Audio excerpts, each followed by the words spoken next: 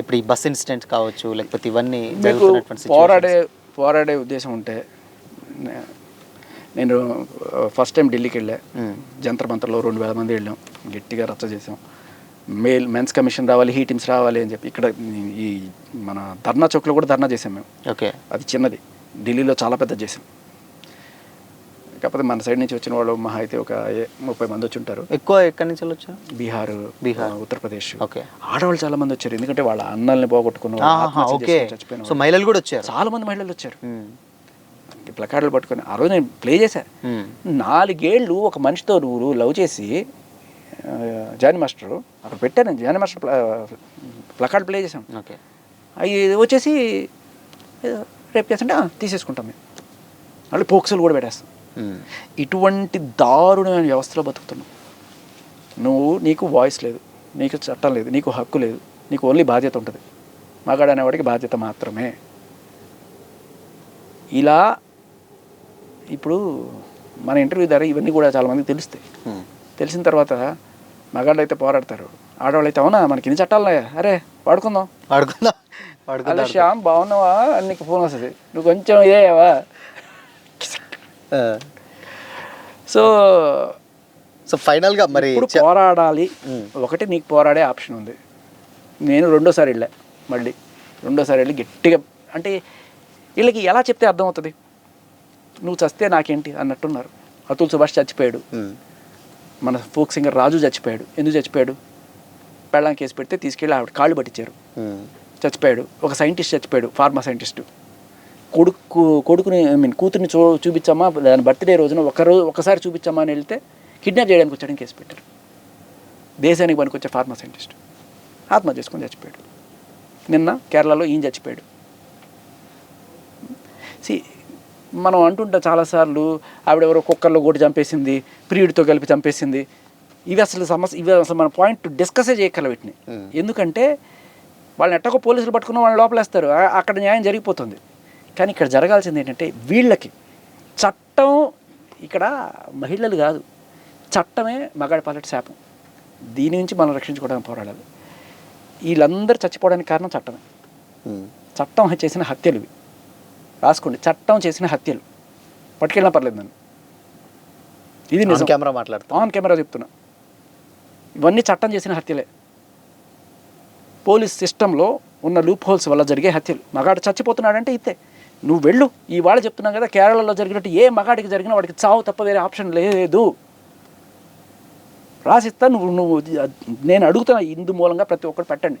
ఒక్క పోలీస్ ఆఫీసర్తో మీకు తెలిసి నేను ఖాళీగా నేను వచ్చి మాట్లాడుతున్నాను కాదు, ఒక పోలీస్ ఆఫీసర్తో మీకు దమ్ముంటే ఒక డిబేట్ పెట్టండి, లేకపోతే అనవసరాలుగా సరే తీసుకొచ్చి చెప్పండి. రెండోసారి నేను ఢిల్లీ వెళ్ళినప్పుడు ఎలా వీళ్ళకి చెప్తే అర్థమవుతుంది. ఇక్కడ కాదు కదా మార్చుకోవాల్సింది, అక్కడ వినబడాలి. సరే మీకు ఓట్లు పోతాయి, మగాళ్ళ ఓట్లు పోతాయి అనే ఉద్దేశంతో మీరు మారుస్తారా? ఆడవాళ్ళలో ఉన్న యూనిటీ మగాళ్ళలో ఉండదు. డబ్బులు, మందు, వీటితో మేము కొనేసుకుంటాం. మీ ఓట్ల వల్ల అరే నేను పోరాడతాను, నువ్వు వచ్చావా, నీకు ఒక 5,000 ఇస్తా, ఓటు వేయకుండా ఉంటాడేమో చూద్దాం, అయిపోద్ది. నేను డబ్బుతో కొనేస్తాం, లేకపోతే మందు పోయి ఇచ్చేస్తాం, అయిపోయింది. దీనికి ఏంటంటే ఏం చెప్పి నేనేం చేశా, దీనివల్ల కాదు మరి, ఓట్ల వల్ల అయ్యే పని కాదు.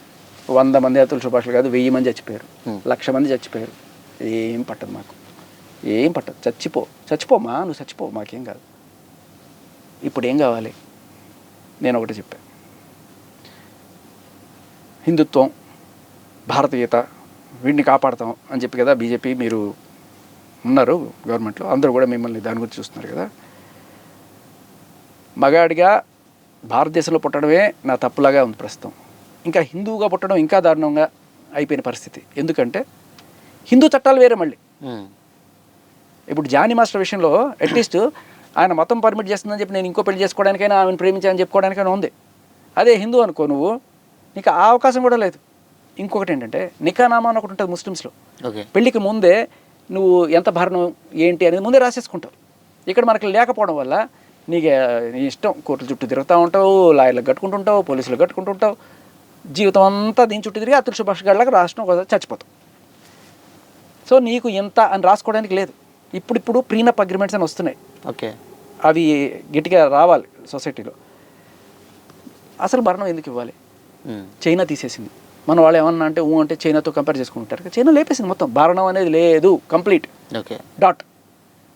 డౌరీ ఎలా తీసేసారో భరణం కూడా అలాగే తీసేశారు. నేను అదే ఆ రోజు చెప్పా, భారతదేశ పౌరసత్వం వదులుకొని వేరే దేశానికి వెళ్ళిపోవాలా, హిందుత్వం వదిలేసి అసలు అంబేద్కర్ గారు బుద్ధిజం తీసుకున్నట్టుగా మతాన్ని చెల్లించేస్తాం. ఒక 100 మంది వస్తాం. మీరు ఇది మార్చకపోతే, మెన్స్ కమిషన్ రాకపోతే నేను మళ్ళీ ఇక్కడికి వస్తా. వచ్చి ఇక్కడే ఇదే రోజున మెన్స్ కమిషన్ రాకపోతే ఇక్కడే మేము మతాన్ని త్యజిస్తాం. ఇదే చెప్పా ఢిల్లీలో. ఏమైతే అయింది, ఢిల్లీలో నన్ను అరెస్ట్ చేసినా పర్లేదు, మోడీ గారు అని చెప్పి డైరెక్ట్గా చెప్పా ఆ సభలో. ఓకే, ఇక్కడ ఆ రోజు కొన్ని టీవీ ఛానల్స్ మన వాళ్ళు కూడా వచ్చి కవర్ చేశారు.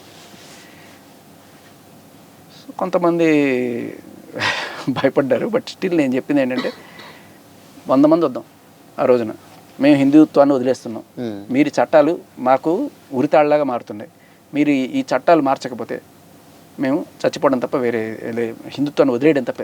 ఇప్పుడు ఓట్లు వేయము అంటే మీకు ప్రాబ్లం లేదు, ఆత్మహత్యలు చేసుకొని చచ్చిపోతానన్నా మీకు ప్రాబ్లం లేదు, కానీ హిందుత్వాన్ని వదిలేస్తాం అంటే మాత్రం ఖచ్చితంగా ఇక్కడ ప్రాబ్లం అవుతుంది. ఇది వైరల్ అయ్యి ఒక 100 మంది 1,00,000 మంది హిందుత్వాన్ని వదిలేస్తాం మీరు చట్టాలు మార్చకపోతే అని వచ్చారంటే ఖచ్చితంగా మారుతుంది అనేది నా ఐడియా.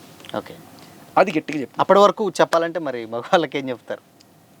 చేయండి, ఇదే చేయాలి, ఇదే చేయాలి. ఎందుకంటే ప్లానింగ్లో ఉండాలంటారా? నేననేది ఇప్పుడు నీకు తెలియదు, తర్వాత వచ్చింది కాన్స్టిట్యూషన్ క్లబ్ ఆఫ్ ఇండియా అని ఒకటి ఉంది అక్కడ ఢిల్లీలో. అక్కడ మొన్న మళ్ళీ ఇదే మొత్తం అందరం వచ్చి ఇలా యాక్టివిస్టులు అందరం వచ్చి పెడితే అప్పుడు ప్రముఖ జడ్జిలు దీనికి లా మినిస్టర్ని కూడా పట్టుకొచ్చారు. లా మినిస్టర్ ఆయన పేరు ఏదో మన సెంట్రల్ కాదు, ఢిల్లీ లా మినిస్టర్ కపిల్ అని ఆయన పేరు. మొత్తం అయిన తర్వాత మేము వచ్చేసి ఆ ధర్నా అయిపోయిన తర్వాత ఒక 2 వారాలకో 3 వారాలకో బిల్లు ప్రవేశపెట్టారు. నీకు తెలుసా? Okay, men's commission is on its way. రాబోతుంది. ఓకే, మెన్స్ కమిషన్ కోసం బిల్లు పెట్టారు. మిట్టల్ అని ఆయన, థ్యాంక్స్ టు హిమ్, నిజంగా ఆయనకి శతకోటి పాదాభివందనాలు. ఎంపీ ఆయన ప్రవేశపెట్టారు.